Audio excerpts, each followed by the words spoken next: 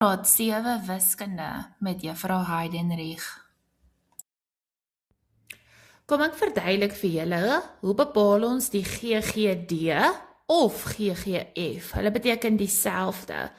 Wat ons gaan doen is, ons gaan die faktore van elke getal kry, met ander woorde, elke getal wat binne hulle kan deel. Dan gaan ons kyk wat het hulle in gemeen, en daarvan af kyk ons na die grootste getal. So, voorbeeld, wat is die grootste gemeene deler of die grootste gemeene faktor van die getal 15 en 20? So jy sal 2 of 3 of meer getalle kry, en wat jy dan moet doen is, jy moet vir elke getal hulle faktore gaan bepaal, die getalle wat binne in hulle kan deel sonder 'n res. So byvoorbeeld, 15, 1 gaan daarin 15 keer, of 15 gaan daarin 1 keer, en dan gaan 3 ook daarin 5 keer.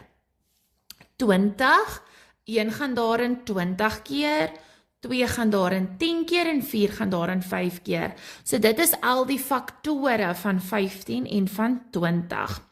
So nou gaan kyk ons wat het hulle in gemeen, met ander woorde, watter getal lê by al twee van hulle, maar nie net enige getal soek ons nie, ons soek die grootste getal. So 15 is hier bo my, hier onder is nie 'n 15 nie. Hier onder is 'n 20 en 'n 10 wat nou weer nie bo is nie. Maar dan sal jy sien, die getal wat hulle in gemeen het, wat die grootste van al die getalle is die getal 5. So die GGF of GGD van 15 en 20 is dus 5.